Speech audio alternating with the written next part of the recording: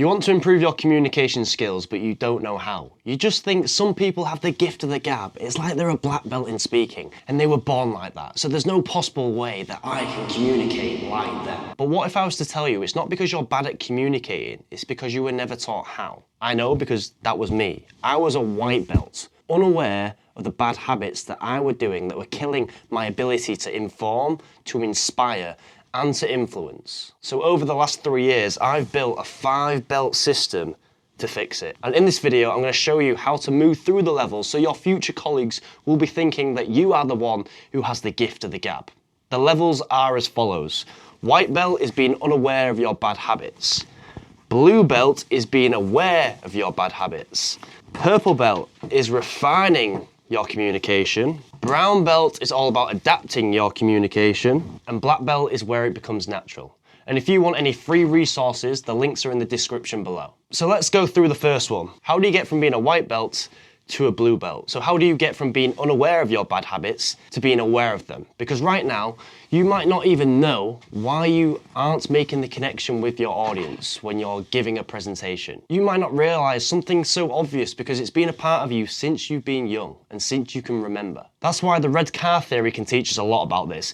If I asked you, how many red cars did you see today? You're probably gonna say none. But now, because I've asked you that question, you are now gonna see several red cars tomorrow and probably the day after that. It's not that there weren't any red cars today, but now you are aware of red cars and you have red cars in your mind, you're going to see them around you. It's the same with your communication. You might not be aware that you ramble. You might not be aware that your stories are chaos, or you might not be aware that you speak at 220 miles per hour. And building that awareness is your first stepping stone to making a change. And the way you can make that change is by recording yourself. It doesn't have to be like I am now, with a light, with an actual proper camera and a mic, because that can be quite intimidating. Which is why I think the lowest barrier to entry is by recording yourself speak in the car when no one is there, or when you're on a walk, put your headphones in, and the camera doesn't even have to be on you. But aim for 5 minutes per day. And if you can use that recording correctly, you'll be able to build your awareness. The next day, watch it back. Not the same day, because you will pick up on every little mistake that you do. So watch it back the next day. And you're probably thinking, well, I don't want to watch myself back. It's cringy to watch myself. I hate it. It doesn't sound like me. And there's a reason for that. Because when you speak, you hear it through bone conduction and you also hear it through air conduction. But when you listen to it on your phone and have that out like this, you only hear it through air conduction. So when you hear yourself, it won't sound like you, but that is what you actually sound like to everybody else. You're just getting a new perspective because it's not vibrating through your cheekbones. And it's not that it's cringe, it's just not familiar yet.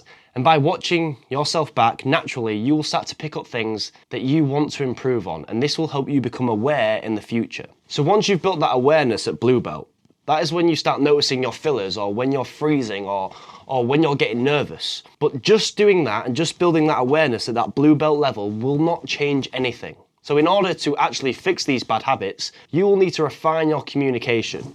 And that is where the purple belt will come into play. And this is why this section and this part is so important. If we take it back to when I first started MMA, for the first 3 years when I was sparring, I would throw a jab and I would get caught over the top with a looping right hand. And the reason that I was getting caught is because my shoulder was down and my chin was up. And I knew I was doing this wrong, and I knew it for 3 years. And every sparring session I said to myself, all right, Staff, just go in there and keep your shoulder up. And in my head, I knew that, but it still wasn't working. I was still getting caught with that overhand, looping right hand. So what I started to do after 3 years, so bear in mind, I've been getting caught for 3 years and it still wasn't working. I started going on the bag and I went really slow. I overemphasized every movement and made sure my shoulder rotated up so it's covering my chin. And I did that at a snail pace. I then slowly increased the pace and went faster and faster. So I started doing it on the bag. I then started doing it on the pads. Do I have pads here? No, I don't. But where someone's holding the pads. I'm really over-exaggerating the movement. I then started working it up into drills. And then, and only then, did it start working in sparring. And it's the same when you're communicating. For example, if you said or ah or like several times and you want to eliminate that, you need to do a certain drill to focus on that. So you could get the straw drill. You're gonna say a word. Do I have a straw right here? I should have a straw. But you're gonna say a sentence, for example, I'm going to the shop. I'm going to the shop because I want to get a chicken sandwich. Because if you breathe in, you physically can't say a or a R or a like. So by using the straw, you are drilling it into your body to breathe in when you're thinking of the next sentence to say. Another example, if you sound boring, a drill that you could do is by getting a book. And you could imagine reading that book to a kid. Because if you read a book in a monotone voice like this to a kid, they're not going to be very engaged. So by having that in your mind, it will promote you to be more energetic and include more tonality and include a better pitch. So then when you get to speaking at a work environment or with a presentation, it now becomes natural. You might want to work on your storytelling or upgrade your vocab. Whatever it is, you need to find ways to isolate it. And if you check out the top link in the description below, I've included some bad habits and solution, and I will send you 30 over 30 days completely for free. So if you leave your email in there, I will send them on so you can refine your communication. But with this refine section, just pick one at once. Because imagine if I told you to catch this orange. Imagine I lobbed this orange at you and I told you to catch it. Most likely, you would catch it. But if I got all this crap on this desk, and trust me, there's a lot of stuff. There's books, there's pieces of paper, my laptop, my mics, my batteries, an orange, a mouse, phones, an empty coffee cup. And I got all of that and I chucked it all at you. And the only way for you to succeed was to catch it all, you would fail. And picking too many areas to focus on follows a similar principle. It will overwhelm you with too much information at once and just leave you annoyed that it's not working. So that's why you should pick one thing to work on at a time, and that will help you refine your communication. So once you've done your blue belt level by building your awareness, you've done the purple belt level to isolate those problems so it refines your communication. But what happens if you actually want to influence the people who are listening to you so your message actually lands? Well, that is where the progression from purple belts to brown belts comes into play. And it's about making it all about them. Because when you buy a car, you don't care about the salesman, you care about the car. When you pick a friend, there's a reason that you picked that friend. There's a reason that you picked Oscar over Johnny, because Johnny has 8 pints a night at the pub every single night. But Oscar is out running, he's playing, he's doing swimming, and he inspires you to do more. And they were just hypothetical names, by the way, but there is a reason that you picked your friend to be your friend. Because if your friend was a dickhead, he would not be your friend anymore. Just like there's a reason that I like Tesco over Asda, or I like Coles over Woolworths, because I think the food is better quality, so I shop there instead. And even when people donate to charity, you think people are donating to charity to be nice, but trust me, they are not. They are donating to charity for themselves. Because if they felt bad after giving money to someone, they would not do it again and again. They donate to charity because it gives them a sense of reward. It makes them feel good about themselves. That's what's in it for them. Now, in order to influence or inspire or connect with the people listening to you, you need to focus on them instead of you. By remembering, when they have a small win, that means absolutely nothing to you, but everything to them. By using stories that they can relate to, by using language that they use, by shifting the focus from you onto them. And this is contextual depending on the environment you are in, which is why before you take a meeting or you have an important chat or you have to give a presentation, you can plan accordingly to make sure your message lands with them. All right, so what we've done is filmed ourselves. We've filmed ourselves to see what we're doing well and what we're doing not so well. We've then isolated the problem and refined our communication, and then adapted our stories, our language, and the way we speak to influence the environment you are in. But how do you get to a stage where that is second nature, to where it becomes natural, to where you no longer have to overthink and you can just fucking do it? Well, what do you think it is that makes a black belt? I haven't actually got my jiu-jitsu black belt yet, which is why I'm using a camera strap. But why do you think a black belt is so good? Because most people think it's their talents, they think it's their skill, they think it's their IQ, which are very valid pieces of information. But how do you think they built that skill in the first place? How do you think they gained that skill? How do you think they gained that ability? How do you think they gained that edge? Because all a black belt is a white belt that never gave up. Now let me unpack that.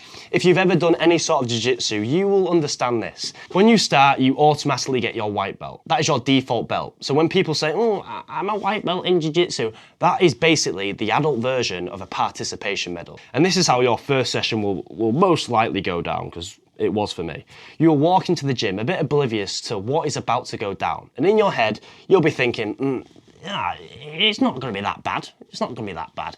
Yeah, you might be a little bit nervous, but if you are a man, you are definitely going to think you are more capable than you actually are. It's human nature. I know, because that was me. And the technique that the coach went through, it sounded like a complete different language. And you're going to be sat on that mat, a bit confused to what these names are that your coach is shouting out. But then it comes to the sparring. And if you don't know what the sparring part is, being jiu-jitsu, there is no punches. So the aim of the game, you're going to be trying to choke someone out, and they're going to be trying to choke you out. And if that happens, you will tap like this. Like, that's the signal to your partner to let go. That's why jiu-jitsu is so good. Yeah, that choke's on, mate. Nice one. Tap. Yep, that armbar's on. Nice one, mate. Tap. But you do get a few pussies. But that tap is basically the underlying agreement to let go. So no matter where you are, if they tap, you let go to prevent any sort of injuries. And at first, you might be able to use your strength, but it won't be long until you realise strength is not the be-all and end-all when it comes to jiu-jitsu. Because there's this young, skinny lad, and looks like he plays PlayStation all night and probably still lives in his mum's basement, twists you up in a matter of seconds. And then for the rest of the session, you continue to get tapped and tapped and tapped. Now, as a fresh white belt, you then have a decision to make. Do you quit? Or do you come back again? But the ones that come back again and go through that same process of being basically manhandled for a fair few months and get tapped, but every tap and every mistake and every failed attempt, it all adds up. It doesn't add up overnight. It's not some magic potion, but just through repetition. And that is what makes a black belt so different to a white belt.